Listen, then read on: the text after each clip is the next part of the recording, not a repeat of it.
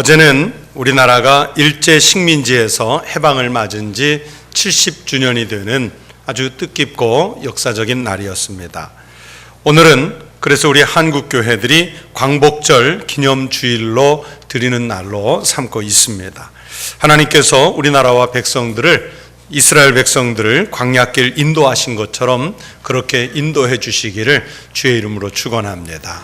또 하나님께서 속히 빠른 시간 안에 우리 남북이 통일되는 기쁨을 누리는 날을 맞게 되기를 다시 한번 축원합니다. 오늘 우리가 읽은 성경 말씀 예레미야서 32장은요, 나라의 명운에 대해서, 이스라엘이라고 하는 민족의 운명에 대해서 성경에 등장하는 많은 선지자들 가운데 가장 많은 분량으로 예언 활동을 했던 그런 선지자입니다. 예레미야의 예언은 그 당시의 국제 정세의 흐름을 정확하게 읽고 선포한 하나님의 말씀이었습니다. 예레미야 예언의 핵심은 유다 왕국 이스라엘이라는 나라는 곧 멸망에 될 것이고 바벨론에 의해서 지배를 받게 될 것이라는 내용입니다.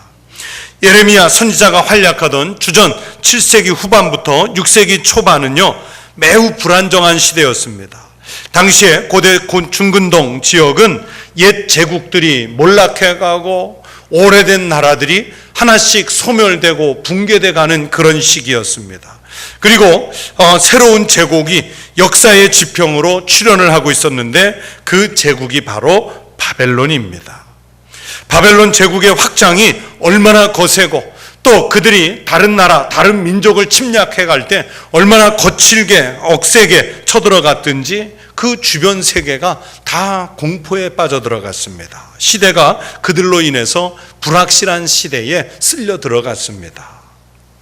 이런 시대에 이스라엘이라고 하는 나라, 이런 시대에 이스라엘이란 민족이라고 하는 이 사람들은 정말 너무 작은 나라였고 작은 민족이었습니다. 이 국제적인 변화의 추세를 거절할 힘이 스스로에게 없었습니다. 그런데 그 당시에 나라를 이끌던 시드기야 왕이라든지 또는 그의 후임자인 여호야김 또는 여호야킨, 이런 왕들은 그 시대의 흐름을 미처 읽어내지를 못했습니다. 그래서 자기들 딴에는 나라를 지키고 민족을 지킨다는 명분으로 반 바벨론 정책을 펴면서 애굽, 하나님께서 그렇게 반대하고 많은 선지자들을 통해서 그렇게 하면 안 된다고 하는 애굽과 인간적인 면에서 동맹을 맺고 말았습니다. 그러나 예레미야 선지자는 그 일 때문에 하나님께서 원하시는 길이 아니라고 선포하면서 다소 비애국적인 것 같고 비민족적인 선포 같지만은 하나님이 주관하시는 그 역사의 흐름을 받아들여야 한다고 주장을 했습니다. 예레미야 선지자는 그렇게 하나님의 뜻을 선포하다가 잡혀가서 매를 맞기도 하고 감옥에 갇히는 고초를 겪게 됩니다. 그러나 하나님이 그에게 선포하라고 주시는 말씀을 그가 밖에 있든지 그가 감옥에 있든지 그는 멈출 수가 없었습니다. 예레미야는 자신의 젊은 날을 선지자로 활약하면서 자기 국가에 남아있는 날수를 세어보기 시작을 했습니다. 여러분, 이 말씀 속에 더욱 중요한 사실이 있습니다. 예레미야는 자기 민족의 바벨론에 의해서 멸망할 것이라는 비관적인 예언만 한 것이 아닙니다. 비록 이스라엘이 죄와 하나님 말씀에 대한 불순종으로 인해서 70년 동안 포로로 잡혀갈 것이다 라는 예언을 하지만은, 그러나 반면에 백성들이 죄에서 돌이키면 하나님께서 그 백성들을 이제 다시 해방시키셔서 이스라엘 땅으로 돌아오게 하실 것이라고 하는 희망도 같이 선포를 했습니다. 예레미야의 선언이 위대한 것은 세계 속에서 일하시는 하나님의 새로운 역사를 보고 하나님께서 이스라엘 민족을 향한 계획이 무엇인지 새 언약을 함께 선포했다는 사실입니다. 예레미야의 예언 활동이 어떻게 보면 참 이율배반적이에요. 한편에서는 나라가 곧 멸망할 것이라고 선언을 하고요, 또 한편에서는 백성들이 회개해야 한다는 전제가 있기는 하지만 70년이 지나면 이 나라와 민족을 다시 회복시키실 것이라고 하는 양면을 같이 설교했습니다. 즉 망할 것과 회복할 것을 같이 선언한 것입니다. 여러분, 70년이라고 하는 세월이 결코 짧지 않습니다. 우리나라 민족 지도자들이었던 사람들도요, 불과 35년, 만 35년밖에 안 되는 이 짧은 식민지 기간 동안에도 나라가 정말 회복될 수 있을는지 의심스러워서 변절하고 친일로 돌아서는 일들이 비일비재했었습니다. 그런데 70년이라고 하는 세월은요, 우리의 두 곱절입니다. 결코 짧지 않습니다. 매우 긴 세월입니다. 여러분, 지금 예레미야의 선포를 듣고 있는 사람들 중에는 정말 그런 일이 일어난다고 해도 대다수가 그 회복을 목격할 수 있는 사람은 거의 없습니다. 나라가 해방되던 1945년에 출생하신 분이 70년 지나 벌써 70의 연세에 이르렀지 않습니까?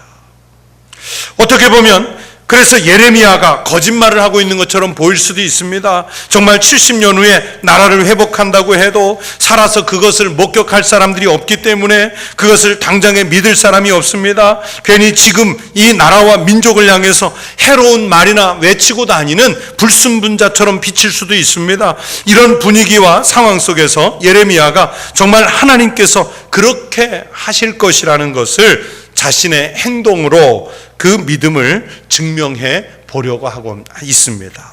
그것이 바로 오늘 본문 말씀의 내용입니다.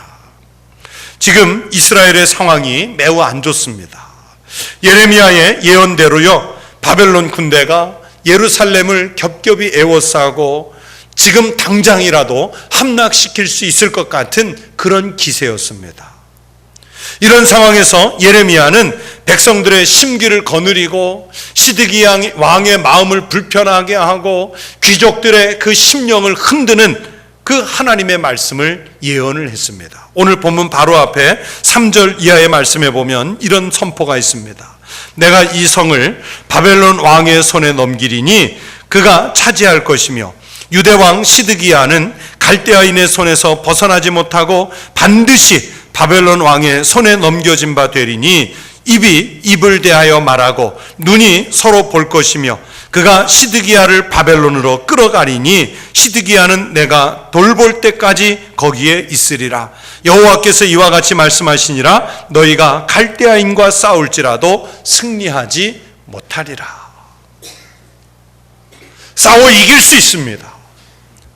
바벨론을 이길 수 있습니다. 이렇게 얘기하는 것이 아니라 바벨론과 싸워 승리하지 못할 것이고 왕은 포로로 잡혀가서 하나님께서 풀어주실 그때까지 거기에 있을 것이라고 하는 마치 저주와 같은 선포입니다.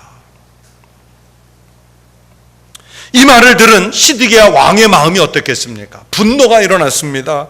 예레미야를 당장에 붙잡아서 옥에 가두고 말았습니다. 그래서 오늘 본문 말씀의 상황은 예레미야 선지자가 지금 옥중에 있는 그런 상황입니다. 예레미야가 그 일로 감옥에 갇혀 있는데 예레미야의 사촌 형제인 하나멜이라고 하는 사람이 그 감옥으로 면회를 왔습니다. 그러면서 지금 감옥에 갇혀 있는 예레미야에게 하나멜이 한 가지 제안을 합니다. 그게 8절 말씀이에요. 너는 베냐민 땅 아나돗에 있는 나의 밭을 사라. 기업의 상속권이 내게 있고 물을 권리가 내게 있으니 너를 위하여 사라. 이런 제안을 합니다. 사촌 형제 하나멜이 왜 하필이면 지금 감옥에 갇혀 있는 예레미야에게 아나돗의 밭을 사라고 했을까? 그 땅을 왜 사라고 했을까? 두 가지 정도로 추측이 되는데, 하나는 이 전쟁의 와중에 하나멜이 경제적으로 매우 궁핍해졌기 때문에 그 땅을 팔려고 했다는 그런 마음이었을 겁니다. 또 다른 이유는 유다가 곧 멸망할 것 같기 때문에 거기에 대비해서 이제 땅을 미리 처분해 버리려고 하는 그런 마음이 있었을지도 모릅니다. 그런데 왜 하필 예레미야냐? 하나님께서 70년이 지나면 회복시킬 것이라고 선포하고 다녔기 때문입니다.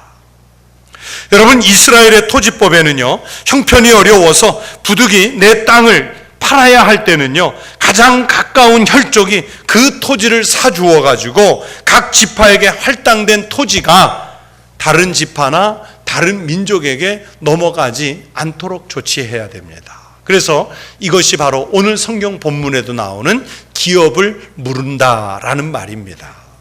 그런데 문제는 지금의 상황입니다. 예레미야 자신이 하나님의 말씀이라고 선포하기를 예루살렘이 곧 함락될 것이고 나라는 70년 동안 식민지가 될 것이라고 했지 않습니까? 그리고 실제로 지금 함락되기 직전입니다. 이런 상황에서 아무리 예레미야라고 할지라도 그 예레미야가 아나돗의 밭을 사들이는 것은 매우 어리석은 일입니다. 그럼에도 불구하고 하나님께서 이 땅을 사라고 하시는 것은 유다를 반드시 회복시키실 것이라는 말씀입니다. 그리고 9절에서 예레미야가 실제로 은 17세겔을 주고 이 땅을 매입을 하게 되는데 하나님께서 회복시키실 것이라는 것을 분명히 믿고 있다는 자신의 믿음을 예레미야가 행동으로 보여주는 겁니다. 매매한 증서들을 토기에 담아서 오랫동안 보존하라고 하심은 그날이 결코 짧지 않지만은 오랜 세월이 흐른 후에 꼭 회복시켜 주신다는 약속을 그 문서 속에 담아두는 것입니다. 그래서 땅이 회복한 후에 그 땅에 대한 권리를 확보할 수 있도록 문서를 잘 보관하라고 하나님께서 예레미야를 통해서 말씀하셨습니다. 여러분, 예레미야는 말씀만 선포한 것이 아니라 자신이 선포한 이 하나님의 말씀에 대한 믿음을 스스로 행동으로 증명했습니다. 하나님을 믿는다는 그 믿음에다가 자신의 미래를 투자를 했고 나라의 운명까지 거기에 걸었습니다. 선포만 해놓고 믿음이 없었다면 곧 빼앗길 땅에 언제 되찾을지도 알지 못하는 땅에 그렇게 큰 돈을 투자할 이유가 없었던 것입니다. 제가 언젠가 신문 기사에서 봤는데요. 여러분, 복권을 사는 사람 중에 제일 심하게 망하는 사람이 있다고 합니다. 누구냐면 3등에 당첨돼 본 경험이 있는 사람이랍니다. 3등에 당첨된 경험. 여러분, 지금 보면 1등에 당첨이 되면 최소한 10억 원 이상 또는 수십억 원을 받죠. 2등도요, 작아도 1, 2억 원을 받는데 3등은 아쉽게 겨우 한 자리 틀려가지고 몇백만 원 정도밖에 당첨금을 받지 못한다고 그래요. 그러면 이 사람은 무릎을 치면서 야, 간발의 차이로 놓쳤다. 조금만 더 하면 진짜 될 수 있겠다 해가지고 이제 복권을 사들이는 일에 이전보다 훨씬 더 많은 투자를 하게 됩니다. 그래서 3등에 당첨되었던 사람은 집안 자체가 파산될 확률이 높고 실제로 3등에 당첨된 사람한테 그런 현상이 많답니다.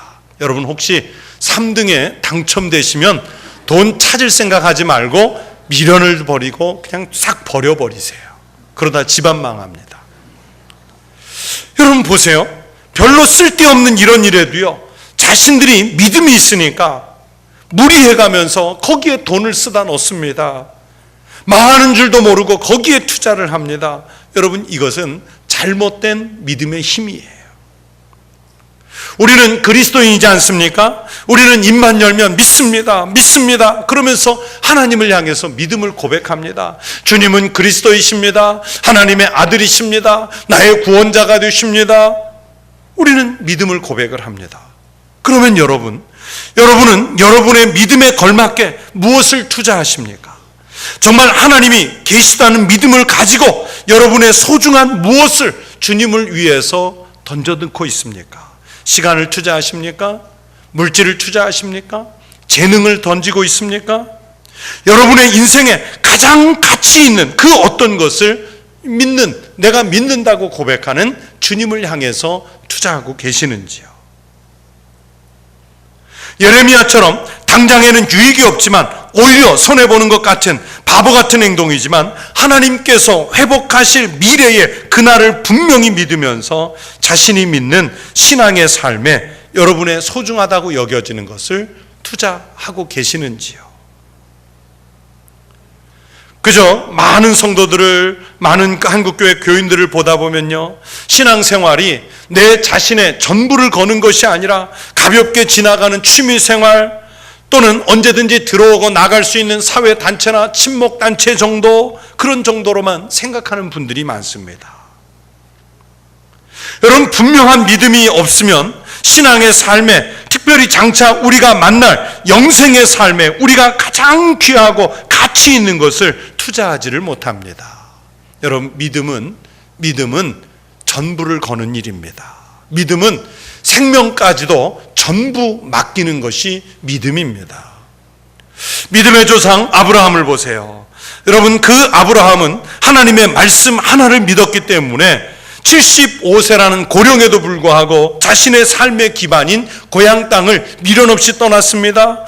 아브라함은 하나님을 믿었기 때문에 하나밖에 없는 아들, 100세에 얻은 아들, 하나님께서 정말 귀하게 주신 그 아들마저도 번제단 위에 제물로 올려놓는 강심장을 보였습니다. 그러나 성경 어디에도 아브라함이 그 믿음 때문에 손해를 봤다는 말씀이 없습니다. 오히려 하나님은 이 아브라함이라고 하는 작은 인간 하나를 선택해서 그의 믿음 하나만을 보시고 그의 후손들을 통해서 민족을 이루게 하시고 나라를 이루게 하시는 엄청난 축복을 내려주시지 않습니까? 여러분, 한 사람의 믿음이 그렇게 나라를 살릴 수 있고 민족을 이룰 수 있는 일이라는 것을 아브라함이 우리에게 보여주고 있습니다. 서울 한강의 다리 중에 성수대교가 무너지는 사고가 난 지가 벌써 20년이 지났습니다. 20년이 지났지만 지금도 가끔 성수대교와 관련해서 보도가 되고 있는 한 희생자가 있습니다. 그 사고 당시에 사망한 분 중에 서울 교대에 다니고 있던 대학생 이승영이라고 하는 여자 청년이 있었습니다. 살았으면 이분도 벌써 40대 중반이 되었을 겁니다. 그 당시에 이 청년이 마음에 품었던 일기장에 썼던 일생 동안 하고 싶은 일 14가지라고 하는 소원이 있었는데, 그 하고 싶었던 일들이 하나 둘씩 이루어질 때마다 신문에 여전히 기사로 등장을 하고 있습니다. 그 기적이 이루어지는 거예요. 이승영 양은 그 당시에 남서울교회 출석하고 있었고 지금도 어머니를 비롯한 가족들이 그 교회에 다니고 있습니다. 이 청년이 일기장들에 기록했던 일생 동안 하고 싶은 일 14가지, 이것은 모두가 다 신앙적인 일들이었습니다. 일생 동안 하고 싶은 일 중에 첫 번째는 100명 이상 전도한다. 두 번째는 목사님들을 위해 목사관을 짓는다.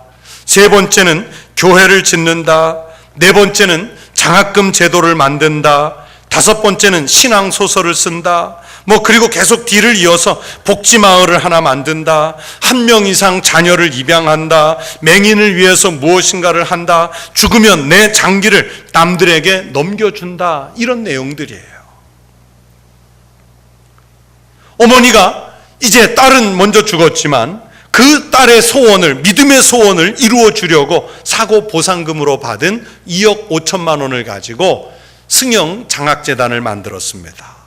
그러면서 신학생들을 대상으로 장학금을 지급했는데 그 신학생들이 이제 목회자가 돼서 교회를 짓지 않습니까? 목회자들이 돼서 복지마을을 만드는 분들이 생겼습니다. 그러면서 그 장학금을 투척해서 점점 더 커지고 있습니다. 아이를 입양하는 것은 훗날 결혼한 동생이 대신 입양을 했습니다. 그렇게 하나씩 하나씩 기적이 이루어지고 있는 겁니다.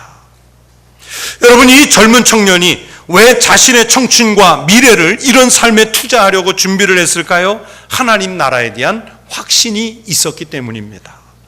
이 한 청년의 삶이 세상을 아름답게 바꾸어가는 하나의 미랄이 되었습니다. 이 땅은 전쟁과 기근의 소식, 불합리한 소식들로 가득 찼지만 하나님께서 회복시켜 주실 그 세상을 기대하기 때문에 청년은 어려서부터 자신의 삶을 하나님께 던져 넣을 수 있었습니다.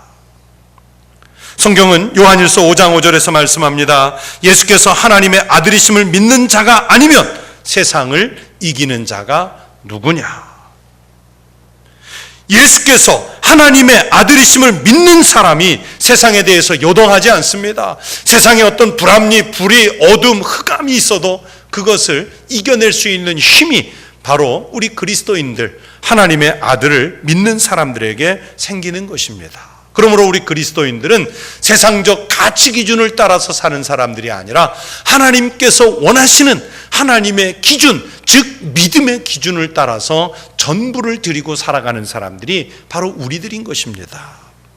예레미야가 믿음이 있었기에 수십 년 앞을 보고 아나돗의 밭을 사들인 것처럼 우리가 믿는 믿음도 당장에는 어리석어 보이고요, 가치가 없어 보이고 미련한 행동 같아 보이고 희생하고 십자가 지는 것 같지만, 믿음으로 그 밭을 샀을 때 나라가 회복되면 그 권리를 누릴 수 있었던 것처럼 우리도 믿음의 삶을 살면 하나님 나라에서 누릴 복이 반드시 이루어지게 될 줄로 믿습니다. 욕심이 많은 자는 다툼을 일으키나 여호와를 의지하는 자는 풍족하게 되느니라. 여러분, 우리나라를 또 각 개인을, 이 사회를 누가 풍족하게 하느냐? 바로 하나님 나라를 사모하는 사람들이 만들어 가는 것입니다. 여러분, 오늘날 우리 한국 사회에서 한국 교회가 처한 상황은 밝지 않습니다. 어렵습니다. 많은 사람들이 위기라고 말합니다. 그러나 하지만 여러분, 사실은 일제시대 때나 6.25 사변이 일어났을 때가 지금보다 훨씬 더 어려웠습니다. 그때가 기독교인들이 더 많은 핍박을 받던 때입니다. 그래도 한국교회와 우리 그리스도인들은 나라를 위해서 목숨을 걸고 기도했고, 나라의 미래에 희망의 빛을 주기 위해서 전부를 거는 용기를 보여주었습니다. 이제 우리나라가 광복 70년을 넘어서 다시 통일의 기적을 누리기 위해서는 지금 우리 그리스도인들이, 우리 선조들이 그랬던 것처럼 그렇게 기도하고 그렇게 헌신하고 백성들을 구원해 내려고 해야 합니다. 아직 미래가 암담해 보이고 과연 이것이 가치 있는 일인가 회의감이 들 수도 있지만, 70년 후를 대비하고 아나돗의 밭을 사촌에게 사들인 예레미야와 같은 하나님의 뜻에, 하나님의 역사에 우리 교회와 성도들의 삶을 투자하면 하나님은 나라와 민족을 새롭게 하는 역사를 일으켜 주실 줄로 믿습니다. 아직 하지 않은 내년의 일이지만 내년부터 하려고 하는 저의 목회 구상 속에 우리 청북교회가 통일을 대비해서 무엇인가 하나를 준비해야겠다라는 마음이 있습니다. 한 교회의 일일 수 있지만은 하나님의 미랄을 뿌리듯이 우리가 시작하면 주님이 나라를 통해서 거두실 열매가 있을 줄로 믿고 준비하려고 하는 일이 있습니다. 그 일이 공표되고 시작이 되면 우리 성도들이 더 많이 기도하면서 동참해 주시기를 바랍니다. 여러분, 우리나라는요 70년 전에 광복이 됐다고 하지만은 아직 통일을 이루지 못했기 때문에 반쪽의 광복일 뿐입니다. 저 북녘 땅에는 일제시대보다도 더 잔혹한 공산주의 이념에 매여서 자신의 의지, 자유, 신앙 모든 것을 상실한 어둠에 빠져 있는 우리의 동포들, 우리의 백성들이 있습니다. 동방의 예루살렘이라고까지 불렸던 그 한국교회의 융성한 부흥을 이끌었던 교회들이 지금은 다 쓰러져 없어지고 이제는 지하로 숨어들은 불과 만여 명이 되지 않을 것 같은 지하 교회 성도들만 남아 있을 뿐입니다. 저들을 위해서 우리는 아나돗의 밭을 사들이는 심정으로 우리의 믿음을 걸고 기도하고 헌신하고 그들을 품어서 이 땅에 진정한 통일의 해방이 올 때까지 힘써야 할 줄로 믿습니다. 다른 누군가가 하겠습니까? 다른 정치가 또는 재물이, 기업이 누군가가 해주기를 기대하기 전에 바로 우리 그리스도인들이 깨어 기도할 때 하나님께서는 70년 전에 나라에 해방을 주셨던 것처럼 통일도 우리가 예상치 못한 시기에 급격하게 선물로 주시는 날이 오게 될 줄로 믿습니다. 그날을 사모하면서 아나돗의 밭을 사들이는 예레미야의 심정으로 같이 기도하고 헌신해주고 애국할 수 있는 우리 모든 국민, 특별히 그리스도인 국민이 되어주시기를 주의 이름으로 축원합니다.